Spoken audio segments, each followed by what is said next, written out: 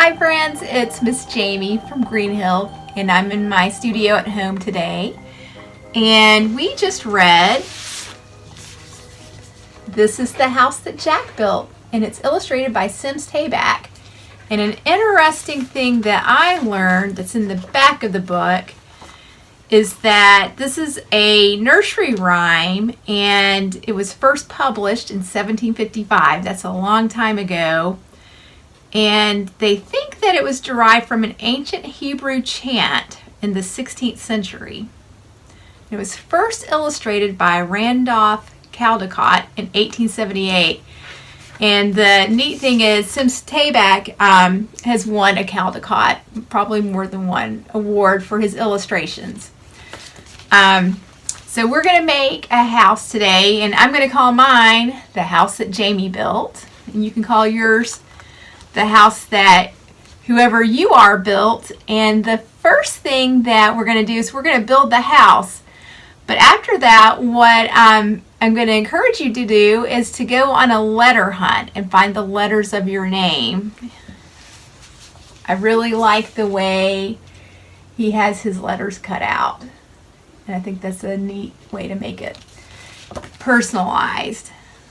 So let's get started building our house. And I have today scissors, pretty pointy, huh?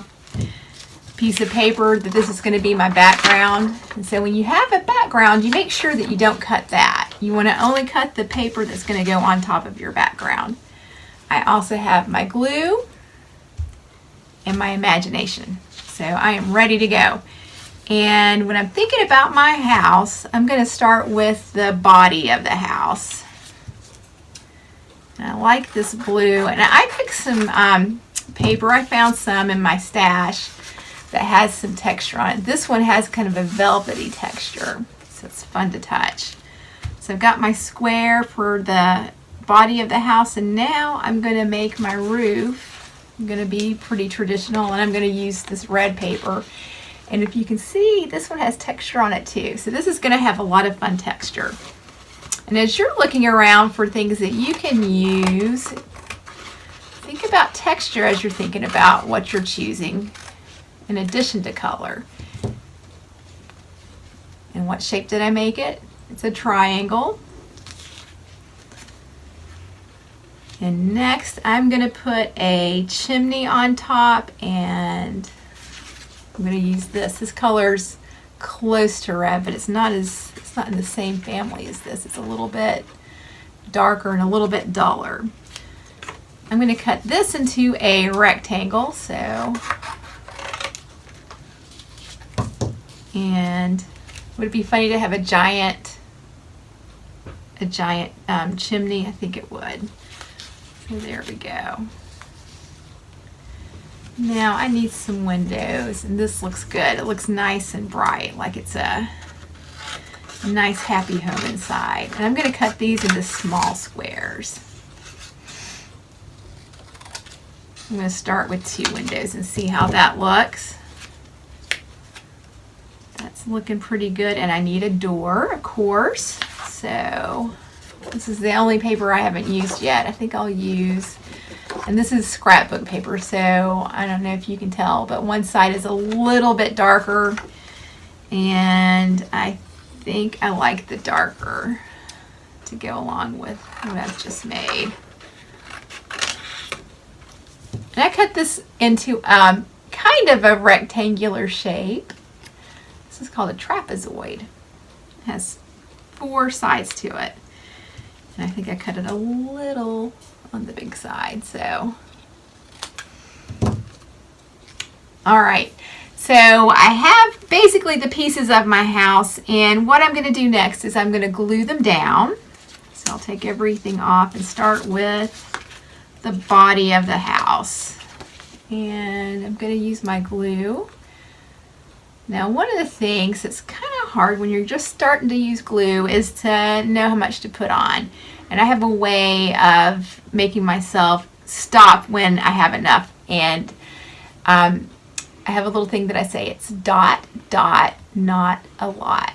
And every time I say something, I put a little dot of glue. Dot, dot, not a lot. And I only put 4 dots of glue on there. We'll see if that's enough. Do you think it's enough? We'll find out. So I'm going to put this on here and press it down. And I hope that this works. I'm going to hold it upside down and see if it comes off. And it looks like that was just enough glue. I'm going to put my roof on next. And do you remember what to say? Dot, dot, not a lot. And sometimes things are big enough that you could do it twice. So you would have 8 dots of glue. I'm going to press that down. And next comes my chimney. Dot, dot, not a lot. I'm going to kind of tuck it underneath my roof there. All right. The door, and some things only need maybe 2 dots of glue, so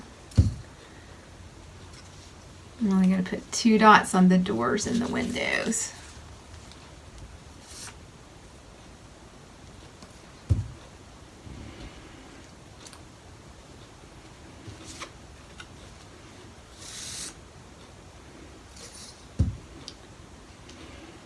Okay. I was looking in the front of this book at the house at the beginning, and look at all of the windows that are happening here. Isn't that amazing? The other thing I like about this illustration is he has a combination of bricks and it looks like wood, and he's shown a lot of different patterns in here. And I thought it would be kind of fun to try to do that too. So if I wanted to have a striped pattern, and cut little skinny rectangles.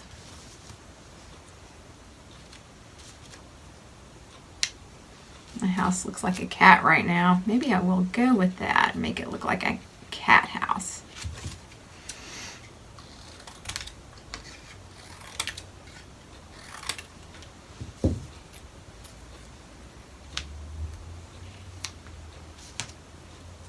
Okay, this is making me pretty happy. I'm gonna glue these down.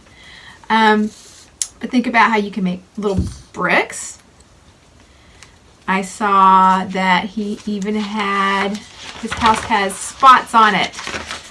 How much fun is that? How would you like to live in a spotted house? Can you see the spotted part of the house? It's right over here.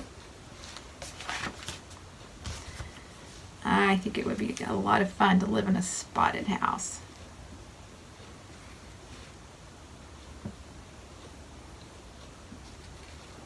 All right. Okay, I'm done with my whiskers. I had no idea that I was going to be making a cat house today. And then the next thing I'm going to do is I'm going to put the letters of my name.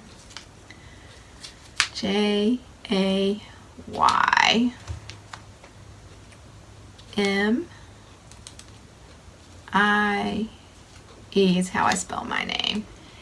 And before I glue it down, I'm going to kind of move them around to see where it is that I want them to go. I think that looks pretty good. So go ahead and finish this up. And I'm going to hold it up for you to see. So hopefully I put enough glue on things so that they will stick to the paper and not fall off.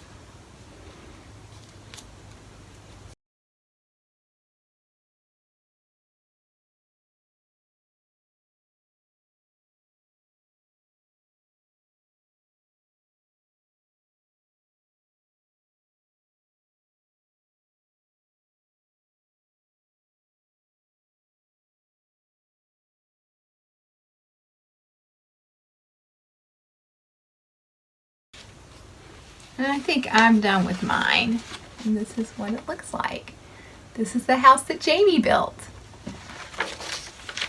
And I can't wait to see what you build. And if you'd like to share with us send us a JPEG image to greenhill@greenhillnc.org or hashtag virtualgreenhill on your social media.